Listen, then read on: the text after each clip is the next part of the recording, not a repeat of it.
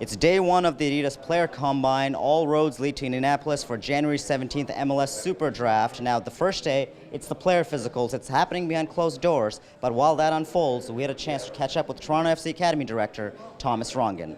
You were telling me earlier a little tidbit about the 2001 MLS SuperDraft, and something about that came full circle for you this week, didn't it? Yeah, it certainly did. As the head coach of DC United, with then still the president Kevin Payne, we decided that a person by the name of Ryan Nelson, that played his trade at Stanford University, would make sense for us as a central defender in the fourth pick.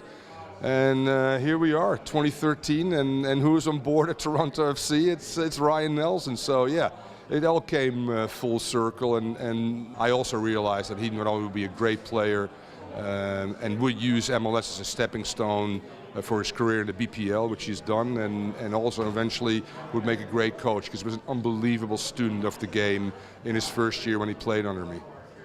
And here at the Combine, you're looking at all these excited kids. This probably brings back a lot of memories for you as well, because a lot of them are really nervous under that excitement. They're all lined up back behind you to go for their physicals, and it's going to be a very, very gruesome week for them, isn't it? It's not only about football. It's more than that, and I think these kids today reflect the nervousness, the anticipation of the next 5 days, not only for them but also for the clubs clearly that are part of this combine and part of the draft, and could dramatically change the nature of their teams.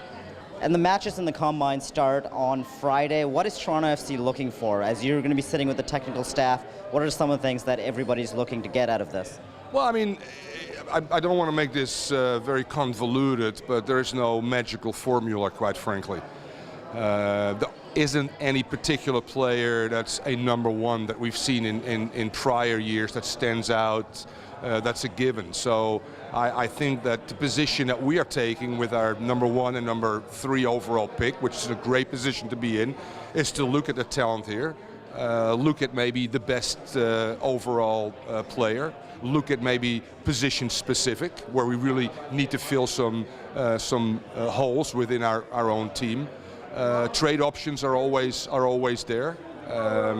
So I think that we do our due diligence, which we've done already prior to this one here. I'm very familiar with every player in the draft. I've seen most of them myself, which is very important. So it's not just a snapshot, but it's important for us now in a competitive environment to see these players again, to look some of them in the eye, because those individual meetings are very important with those players as well, and then draw our conclusions prior to the draft based upon, as I said again, not only the input here, but more so, what are other teams doing and who wants to move up or down in order to get a certain player that they fall in love with, which happens each and every year. First day of matches from the Player Combine takes place on Friday here in Fort Lauderdale. We'll bring you more coverage as the days go on leading up to that January 17th Super Draft. For Toronto FC TV and Gold TV Canada, this is Asif Hossain.